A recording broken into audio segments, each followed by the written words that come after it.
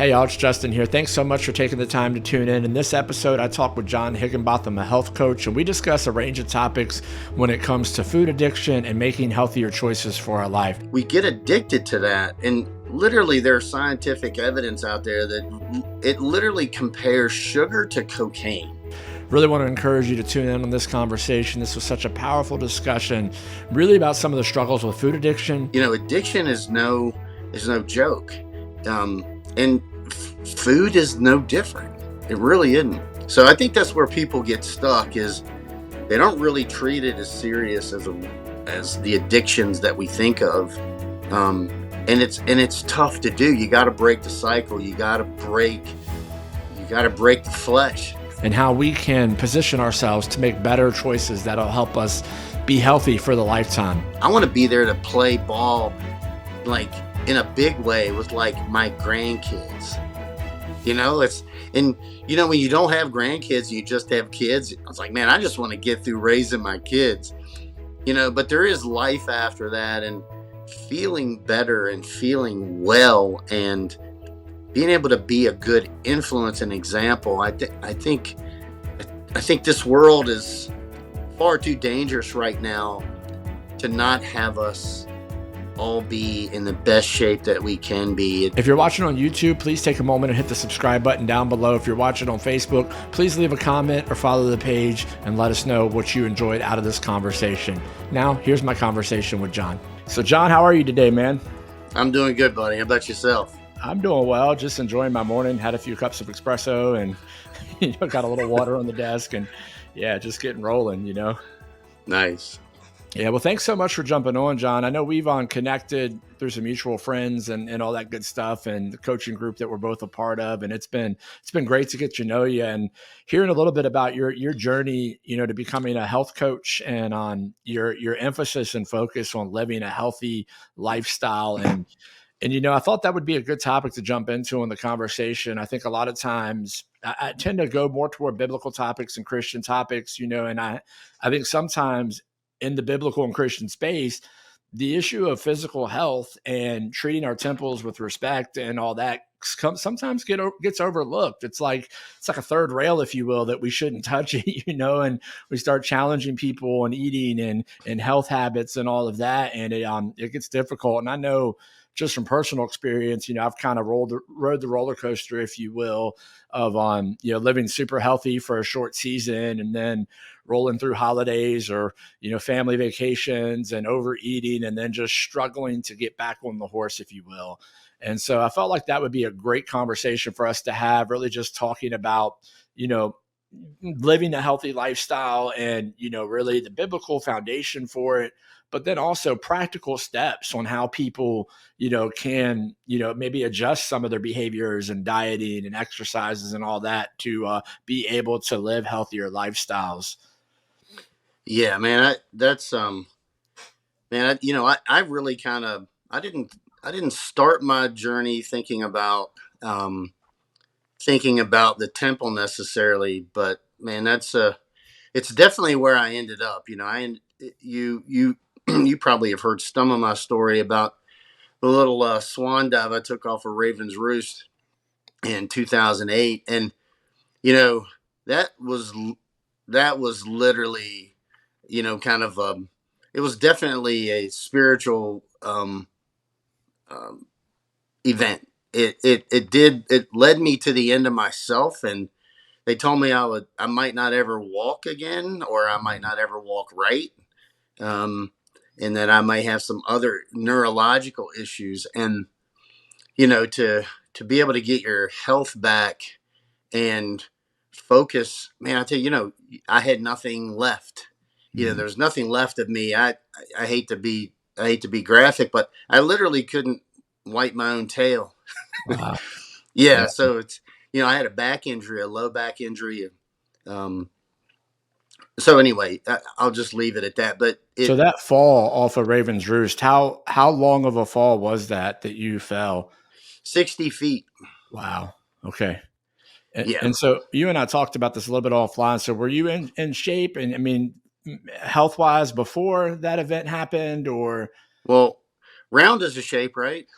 Yeah, I got that one. Yeah. Well, I had worked out a little. I was always, ever since I was about 12 years old, I've been this like, I wanted to be, I don't know, an Arnold Schwarzenegger or somebody, but The I don't know.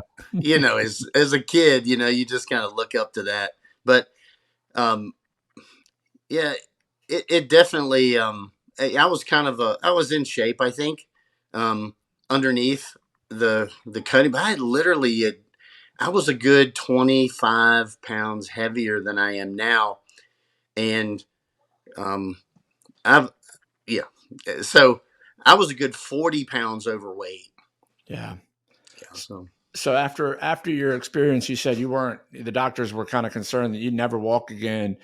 I imagine you went through a pretty long recovery process to get back to just what felt like normal.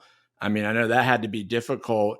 And so, I guess, how did you end up wrapping your mind around that? Not only the recovery process, but then starting to make healthy lifestyle choices afterwards to begin to, get into the shape that you are today.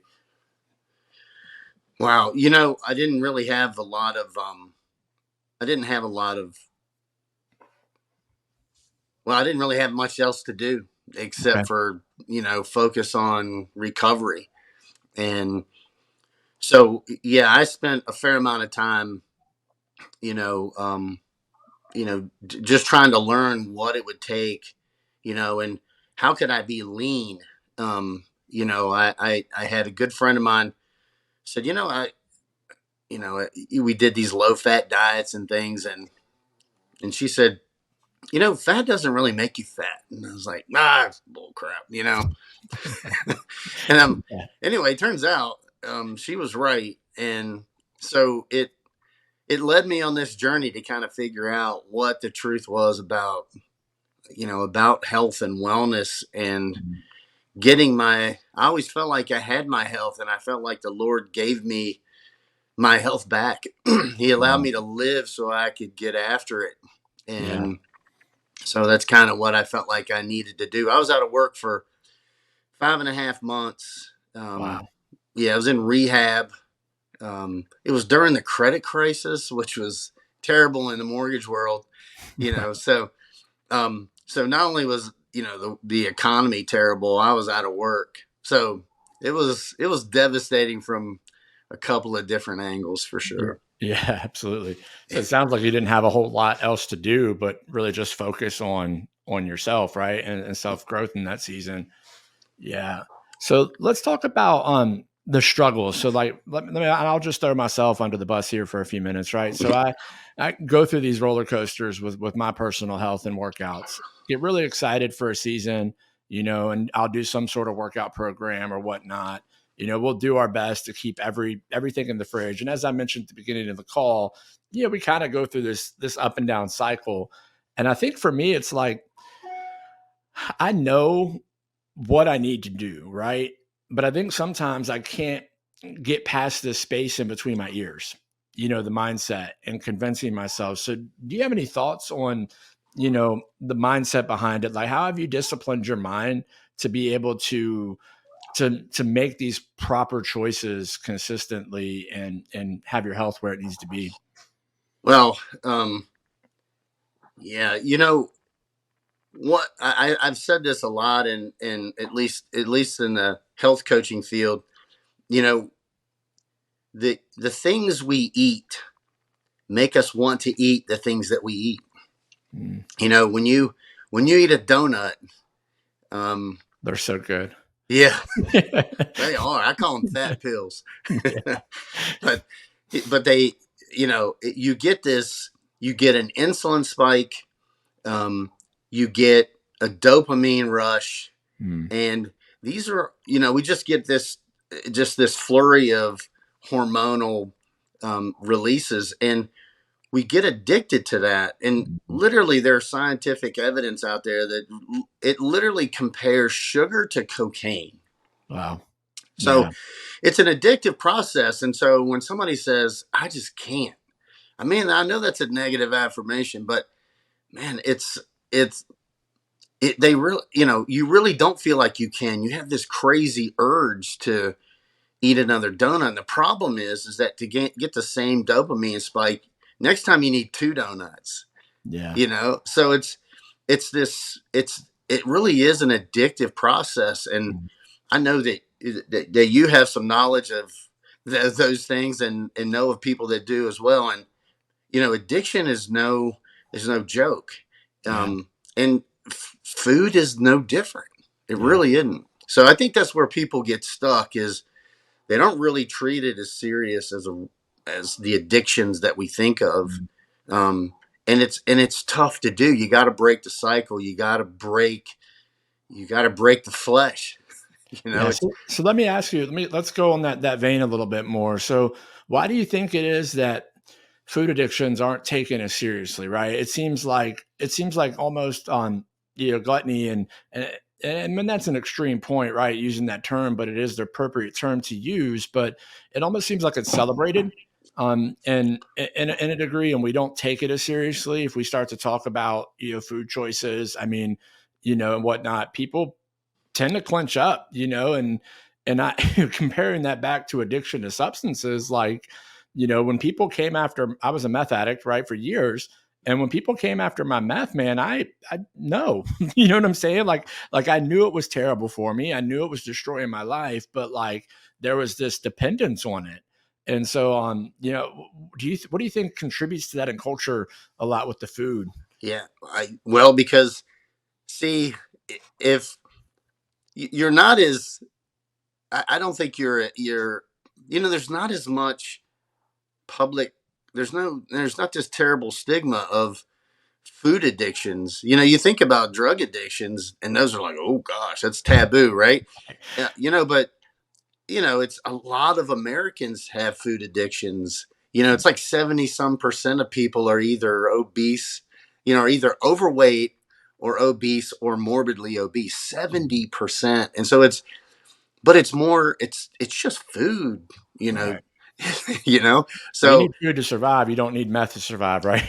right. Yeah, Well, you might feel like it sometimes, but right. Yeah. yeah. Yeah, But that's that's true. yeah, no, that's really the deal. I think it's food, man. It's like, hey, I'm gonna eat a little something, and so it's not that bad. Yeah. Well, it's it's that slight edge, man. It's bad or good habits daily stacked one upon the other. It's like you're either building a house of doom, or a house of health and muscle and vitality. Yeah, for sure. So do you think some of that, like the marketing, I mean, food's been so well marketed and there's a lot of, I've read some stuff about some of the garbage that's in our food these days. And I even think I saw a YouTube video a while back where somebody was kind of dissecting the food pyramid and how that wasn't really good for us. I don't know all the details around that, but the food pyramid, I remember that was pushed a lot when I was a kid. It was on everything. And on, so how, I guess, how much does what we eat, right? Like being intentional about processed foods and some of that garbage that's out there that we're really feeding to ourselves. How much does that like impact us and set us back, in this journey? It's so huge. Everything is, we want to be in a hurry, we want to be convenient, but typically anything in a bag or a box, anything that has more than one ingredient, is typically not that well. It's potentially not that good for you. Okay. And so things that, you know, I like a good steak. Right. So number one thing in that, and that's steak. It's like it's got some fat and some protein and that kind of thing. But A little bit you of know, salt and pepper and you're good. that's it. Yeah. So yeah, it's those multi ingredient things, or anything that comes in a package or a box. Right. Yeah. Yeah. I think about that a lot. Like I chuckle. One time I went to McDonald's and I ordered, a Big Mac and a fries to the drive-through. And then I laughed at myself because I added a Diet Coke. And I'm like, at this point, is it really even making a difference, And so, Yeah, and John, then, go ahead. well, I was going to say that'll get me off on another tangent. I mean, with these fake sugars that actually still, your body still reacts just like sugar. Yeah. So a lot of these sugar-free things aren't they have the same overall effect on your body that sugar does. So it's tough. So let's talk about that physically speaking for a second, sugar, right? And how that impacts the body. So I know we talked about food and some of the dopamine and those responses that really food addiction presents itself a lot like other substance addictions in our body and whatnot. But sugar specifically, what are some of the dangers? Like, what does sugar do to a human body? Why should we avoid sugars in our diet and in our choices? Well, I don't want to vilify all sugars. I mean, I think there's I'm kind of I'm kind of keto carnivore-ish. Okay. But I do eat fruit. Um, so there is some fructose in that classifies as a sugar. I think it's how much do we eat and how often do we spike insulin. The Salk Institute in California a couple of years ago directly linked what they call insulinemic responses with aging, Okay. and to me that was just fascinating. Um, and so what we don't want to do is we don't want to spike insulin. You know, we've heard for years, oh, we eat 6 small meals a day. That's kind of hogwash. Okay. Yeah. So yeah. So what you're doing is you're not trying to keep insulin levels, level. You're trying to keep them low. Okay. And what ends up happening is as we eat too many sugars, especially processed sugars, we become insulin resistant. Mm, So insulin is the master hormone. I mean, it literally is the storage hormone. It helps us store energy, for survival.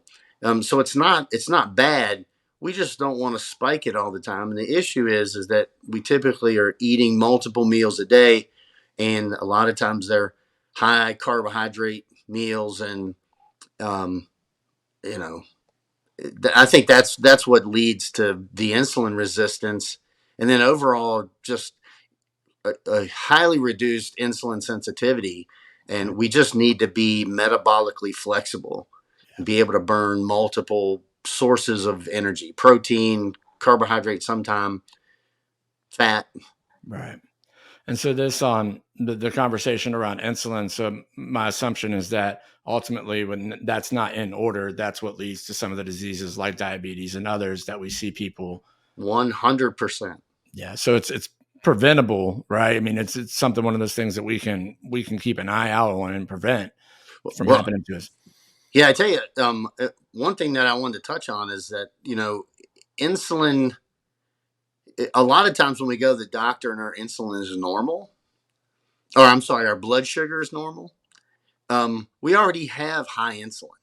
Mm, So, what I do recommend that people do when you go to the doctor and you get your blood work and they do, a fasting, blood sugar or fasting glucose, is that you also ask your doctor to do a fasting insulin. okay. Because a lot of times we have normal insulin because our pancreas is making plenty of insulin and it's keeping, our blood sugar in check.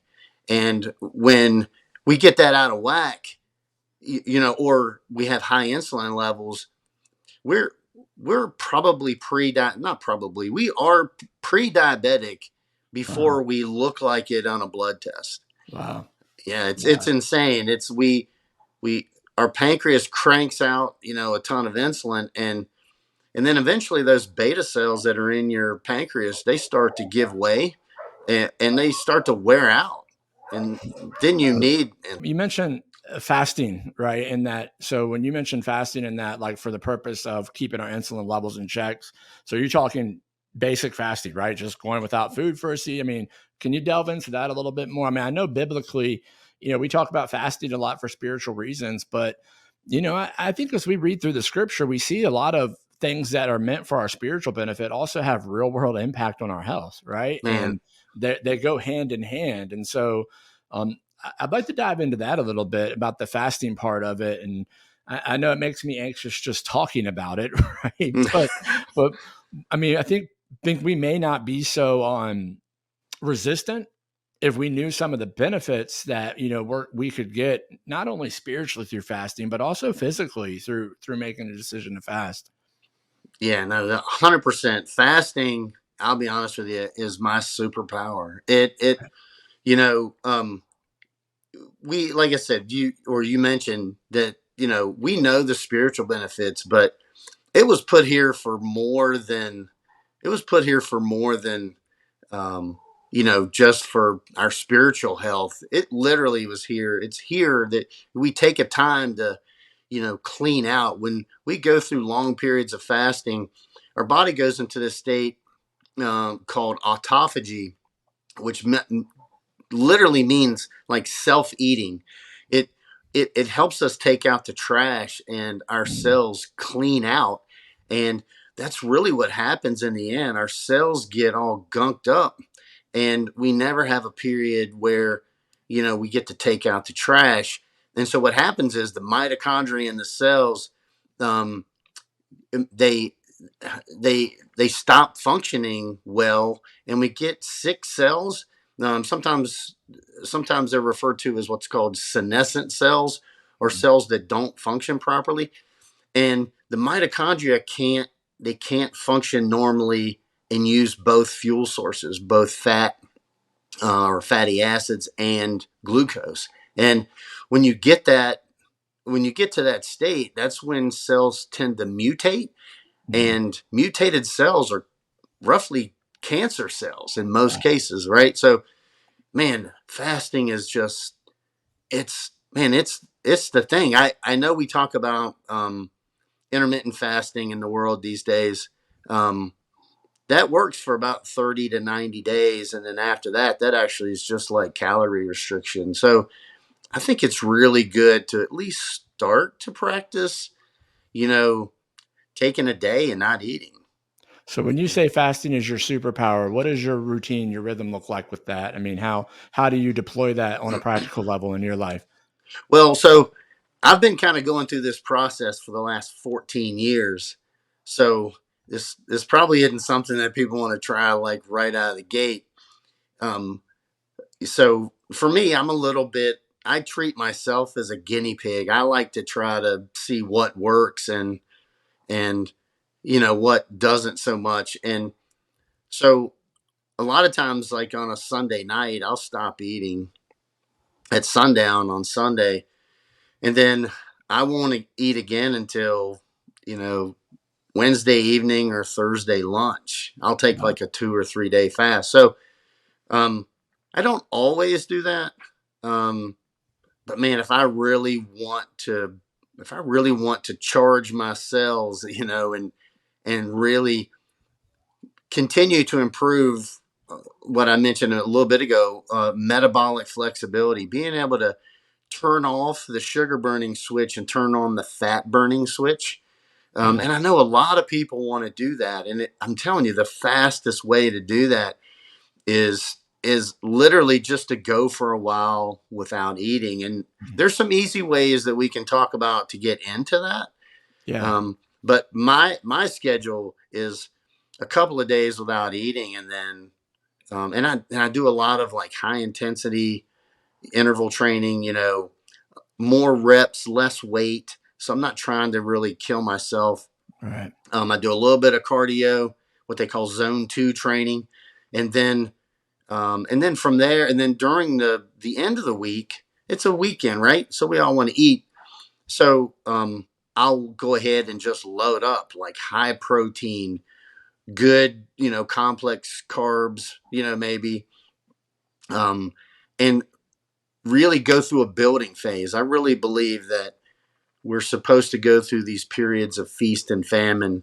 Yeah. And I think we were designed by our creator to be able to go through things like that. And actually, none of us are going to starve to death, but if we can go through periods of time purposely, of going without food, um, none of us are going to starve. There's a food line right down the street, right? Right.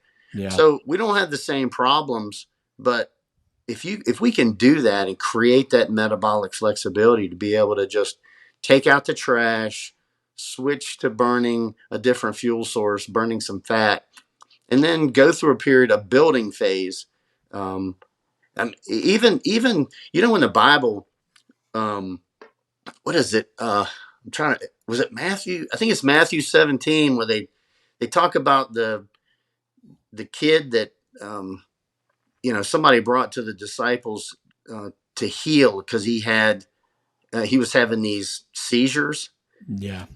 And so Jesus says, "I got this. Boom, you're healed," right? But Right. but he said, "Master, why could we not heal him?" And he Mhm. said, "This kind only comes out with Yeah. prayer and fasting." And man, I'm telling you what, I don't think that's an accident. I Right. think that, you know, man, if you looked at the research, there's a thing called the Charlie Foundation. I'm sorry that I can't remember, but it's this kid whose father was a producer in Hollywood. But anyway, they put him on a ketogenic diet, put him on a low carb diet, and literally cured this kid of having seizures. Wow. That's amazing to me. So it shows that we have cellular dysfunction, and that's what causes most all diseases. Yeah. It really is. Wow. Yeah, that's powerful. Yeah, it's amazing how God has almost like built healing into our bodies. I mean, not almost. I mean, I cut myself open and just watching the process of it healing itself, over days, and it's amazing to see that that happens also, at a cellular level too when we make the decision to fast. And so I'm a novice, John, or anybody else listening out there, right, that may be a novice in this whole fasting thing, and you're kind of, you just shared your journey, and you said, 14 years into this thing, you're not going to start where I'm starting, right? There's no way. And so how does somebody, start this journey? Like, where's a good starting point? And then are there any things they need to be aware of, like, people that maybe have medical issues that might be listening? I don't want to send somebody off to make a decision that could impact them. You know what I'm saying? Yeah, no. Check with How, your how, doctor first. yeah, 100%. Yeah. Yeah. Doing what we're typically addicted to are the insulin spikes and the dopamine. So if we can at least start by not eating things that tend to spike insulin, and it's real easy. Do a Google search of, glycemic index of foods, Okay. and you can look at all of the foods and what they specifically do to blood glucose. And you just eat like a diabetic. You eat things that like I tend to eat maybe apples over a banana, Right. that kind of thing, because it's got more fiber. It doesn't tend to, and because it has more fiber, it doesn't spike insulin as quickly or as much. So if you can just start by cutting out the things that tend to spike insulin, Mm. um, you'll start to feel less hungry. And then if you can put some time restricted feeding in there, some people call it intermittent fasting. I like to call it time restricted feeding because I know I'm going to eat again, and I think I feel better about thinking of eating. It's a mindset hack. Yeah. Right. Yeah, Yep, for absolutely. sure. So let me Yeah, I ask think, you, cold turkey or this was always the discussion, right? In rehab space.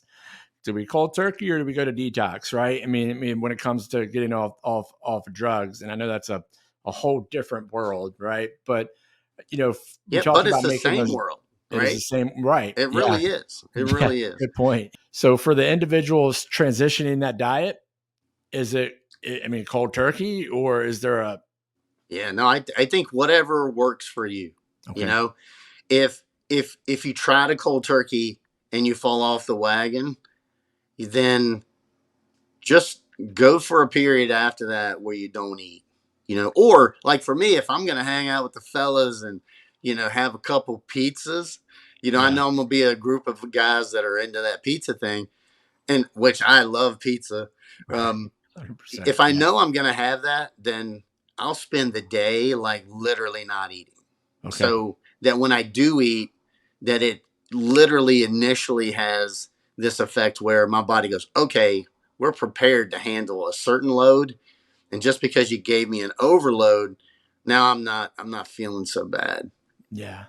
So So I, one of the I things one of the things about addiction, and kind of breaking that, and for those who may recognize that, I think food can be a comfort for a lot of us. I mean, when we're stressed out, it's easy to eat. When we're, happy, it's easy to eat. I mean, all these range of emotions. And it's one of the jokes I think a lot of pastors have is like, the preacher belly is what they call it. As you're longer you're in the ministry, the larger the waistline gets because everything is around food and celebration, all of it. It's all around food. And so trying to walk through that journey of recognizing that I maybe have some unhealthy habits with food, how big of a role does accountability and play in that for somebody who may be struggling, right? Like I've tried to go on the diet thing. I find myself constantly running back to it. How would accountability help in that type of environment? I mean, that type of scenario. Well, I think it depends maybe more on the individual, but like I am definitely accountability guy. I've got to enlist my friends and family into the changes that I want to make, the things that I want to do. And if I can be held accountable to you know, put out content or get my work done, or hey, I don't want to eat these things. So if you see me get ready to put this in my mouth, you know, give me a good rap on the beak. Yeah, and, and 100%. yeah, I mean, I think that's huge. Having accountability is huge. But I think if we can just start by not spiking insulin, um, man, I really do think that we'll have an easier time with those cravings, just the cravings. Yeah. I think we start to knock that out. Yeah. So let me ask you a question about eating. I've heard things, and I don't know how true this is on eating late at night. So I'm a typical late night snacker. So how does that impact? I know we talked about the fasting, but how does that specifically impact our gut or our diet or all that good stuff? Well, we need to keep in mind that we're more insulin sensitive in the mornings. Okay. So, I mean, a lot of people tend to, especially if they're doing some kind of intermittent fasting or time restricted feeding, we tend to we just don't eat all day and then we eat at night. And I think it's just good to keep in mind that we're more insulin sensitive earlier in the day. So I think you're better off to eat breakfast like a prince, lunch like a pauper, and how does that saying go? It's But anyway, you literally don't eat Right. closer to the evening. That's tough to do in families because a lot of times, or at least hopefully, there's at least one meal that's kind of focused around the family. But Mhm. see if you can make it breakfast. I think that I don't know. Is that what you're asking? Yeah. So a nice healthy breakfast, but tapering down as we get closer to the evening, not having a ton of stuff on us when we hit the bed, basically. Well, I tell you what, too. One thing that makes me think of is I used to tell people, or I had this saying that said, um, "You can't out train a bad diet." Mm. And I still believe that to be true, but I do believe that you can you can mitigate a bad diet or a not ideal diet. Um, yeah, you can definitely you can kind of mitigate that, and by exercising. Yeah. And people need to understand, and this is not well known, but it's strong science, that insulin resistance starts in the muscle and then it graduates to the liver, and then it goes to things like your brain. Mhm. They're calling things like diabetes, or I'm sorry, Alzheimer's, as type 3 diabetes now because there's so much glucose in the brain, and there's an enzyme that's supposed to take all that excess insulin out of the brain, and it can't. You So know, when you say it starts in the muscles, is that I'm more prone to it if I don't have as much muscle mass? Is that Well, yeah, that could definitely contribute to it. okay? But if we're doing resistance training, that contraction, that flexing, and that stretching, that contraction of the muscle, releases these things called myokines that help mitigate things like cytokines, like from viral loads. I know we've heard of things that relate to that in the last couple of years. Right. Um, and so Can't say the myokines word. We'll get we'll get shut That's off. right. Right. Yeah, myokines though do help reduce cytokines. And so that muscular activity does help. It helps burn the glycogen that's in your muscle stores, Mm. and then your body is okay with accepting the insulin that has the key to open the cell to let that glucose in. So there's this exchange, there's this burning of the glucose, and there's this reception of the glucose that is so huge. I think if I had anybody start anywhere, I used to advocate. Diet was 80%. It's the iceberg that you can, it's but exercise is kind of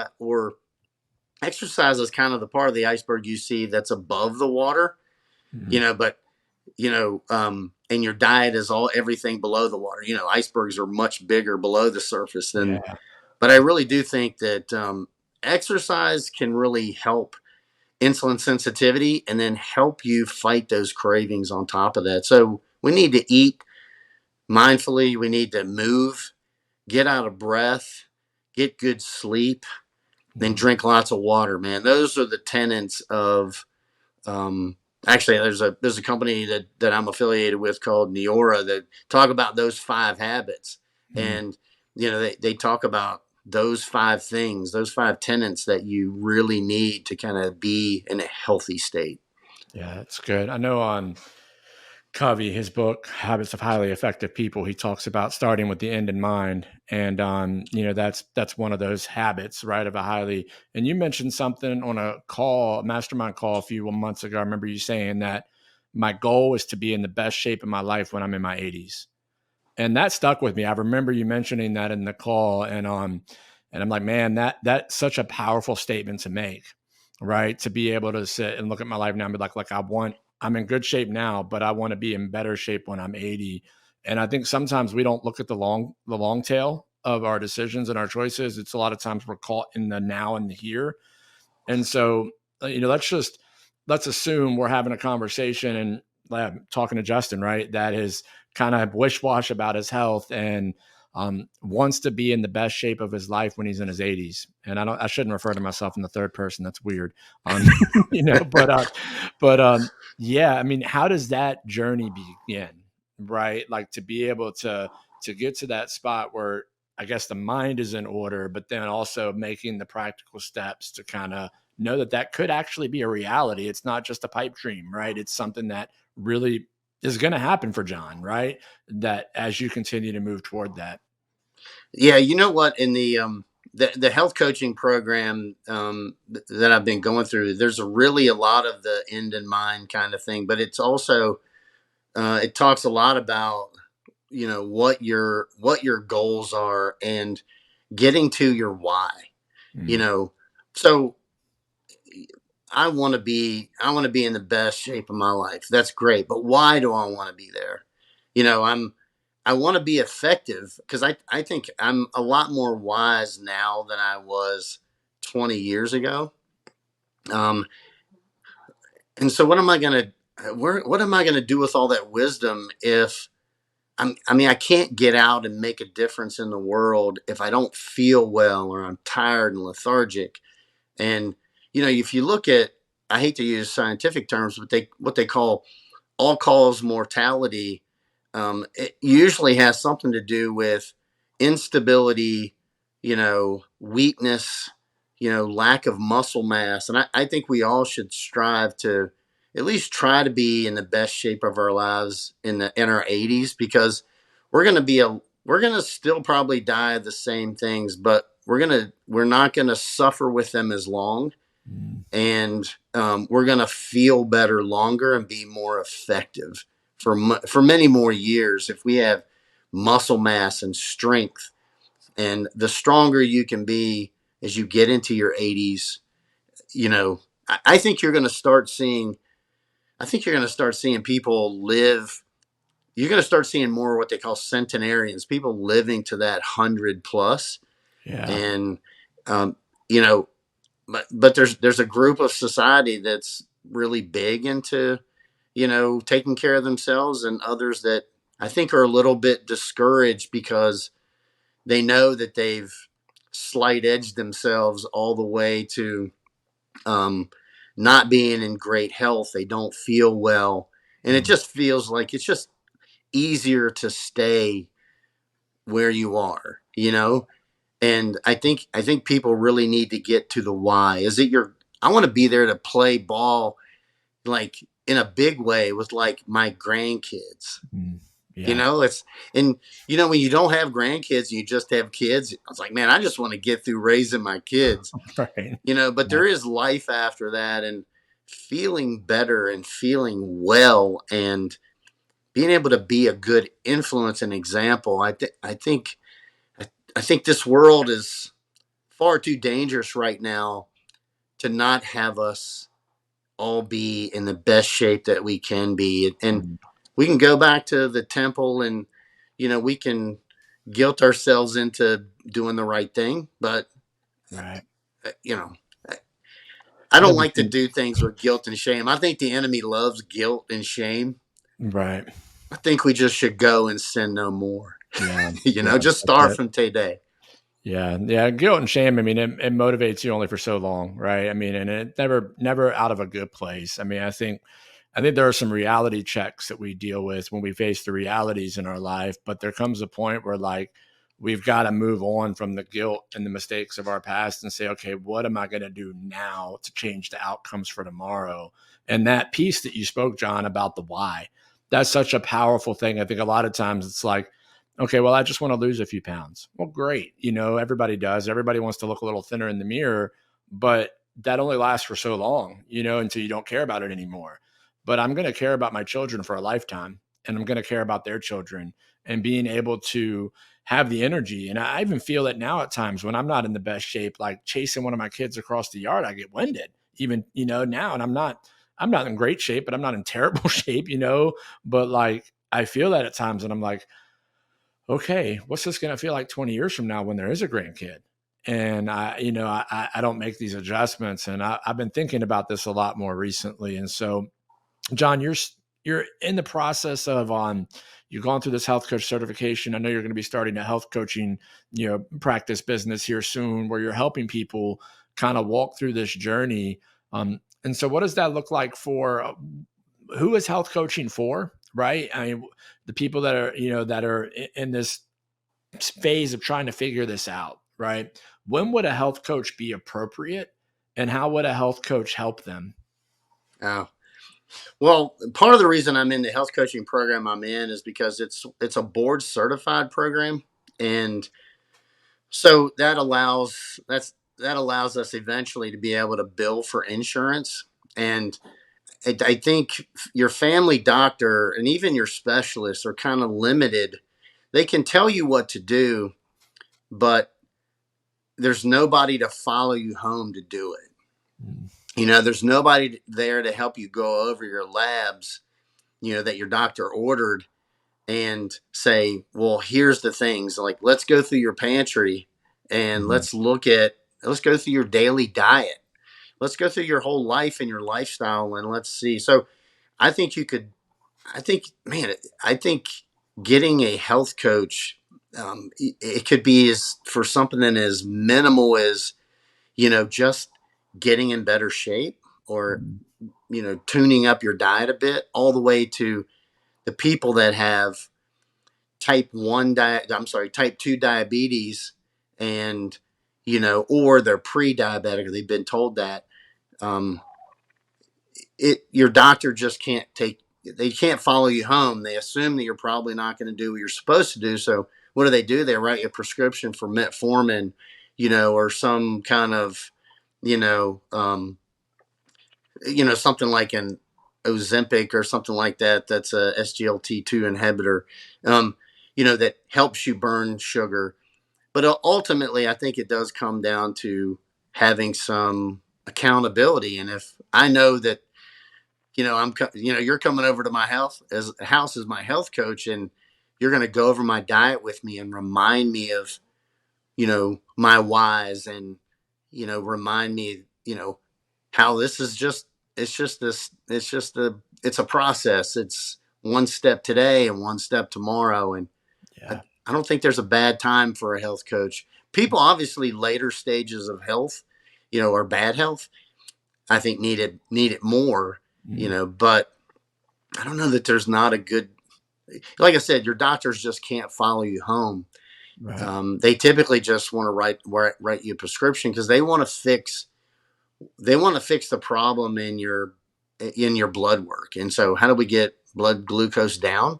Well, you could do like my dad's doctor did, and he just prescribed metformin, and Yeah. then more metformin, and then something like a glipizide or a Ozempic or something, and then ultimately your beta cells wear out, and you don't have enough insulin supposedly, and then they want to write you a prescription. My dad's on insulin, and it's like his problem isn't insulin. His problem is insulin sensitivity, Right. insulin resistance. And if we just fix the root cause, then you know we I don't know. That's why you need a health coach, because your So, doctor can't follow you home. so for somebody like you said you went through a board certified health coaching program, and I think a lot of times when we talk about diet and food, rightfully so, people start to think about all the health issues they may have already, and it's kind of terrifying to consider changing the diet abruptly, right? Because you're worried about how it may impact you. But a coach like yourself is going to is really not in place of a doctor, right? You're working with the No, doctor. You're looking at blood work, and you're helping people make accurate decisions or making on good decisions based off of what's going on with them already, right? Is that a fair assessment? 100%. Yeah. Yeah, that's definitely where it's at. Your doctor can't, you know, they want to fix your problem, but they know that we're human, and Yeah. so change, especially when it's an addiction, you know, it's they didn't hire you an addiction specialist. They just want to write you a prescription, and Yeah. and it's not necessarily their fault, but it's like it's the only mechanism they have. And so if you have the ability to be able to be referred to a health coach, Mhm. it just and your insurance is going to pay for it. I Yeah. mean, they're getting to that phase now. So Well, we did that. I mean, this was an issue in the rehab programs for years. I mean, people would come through the recovery program, spend time with us, get their life together, and they'd be, in the best spiritual condition of their lives while in the program. But the moment they hit the road and hit home, none of the accountability, none of the boundaries were there. And without appropriate aftercare, people would ultimately fall flat on their face, because it is real. I mean, now you're in the safety of a program, and then now all those boundaries are gone, and you've got to like, do it alone, and that's difficult at times because then you have all the influences. And I imagine, like you said, the doctor can't follow you home, right? Health coaching is that aftercare. It's that follow up, that accountability that that helps somebody stay consistent.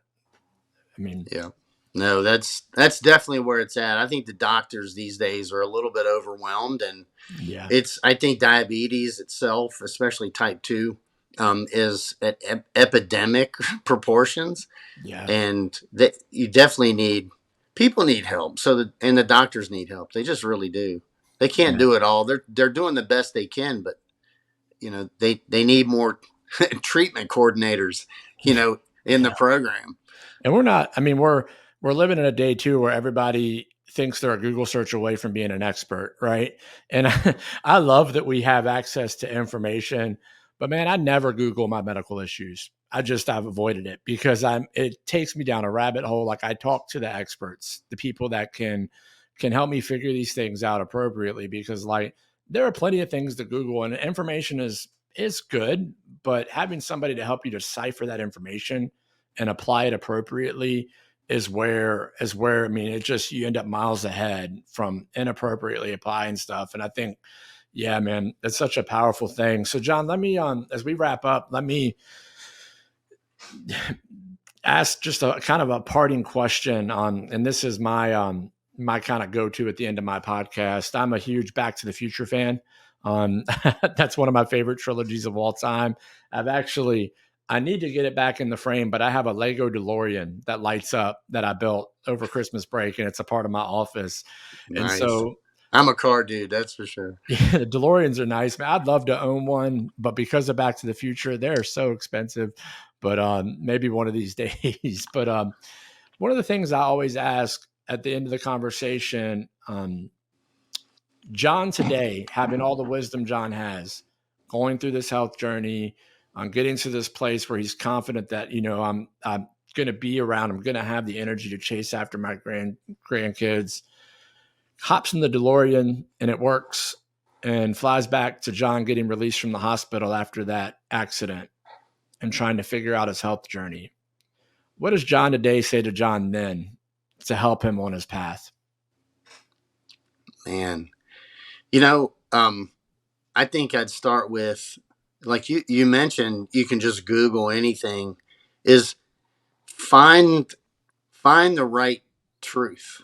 You know, there are a lot of things you can read about how you should be on, like, fruits and vegetables, and I don't want to get into the meat thing, because I know there's some people out there that don't eat meat or feel like you shouldn't, but is find people that find the right truths, find the people that are in the know. And that's really been the big thing that has helped me, is that I've found the right people to follow that, looked at science, like, from both sides. They played the devil's advocate, and they looked at both sides of the argument, and they came out on one side or the other. So finding the right people, and that's tough to do, but I'm happy to kind of pass along some of my resources, for people to follow. Some of the people I follow, you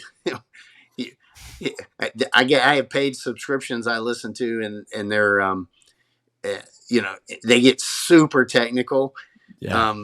So I don't know if most people want to do that. I kind of geek out over science like that, but Right. but finding the right people to follow, um, people that have done what you want to do, or that you've seen that have led people to do what you want to do, I think is paramount. It's kind of like finding a good pastor. you know, it's like, wait a minute, we're all trying to get to the same truth, right? But Yeah, that's good. some people have a little bit more. I don't know. Yeah. There's more truth.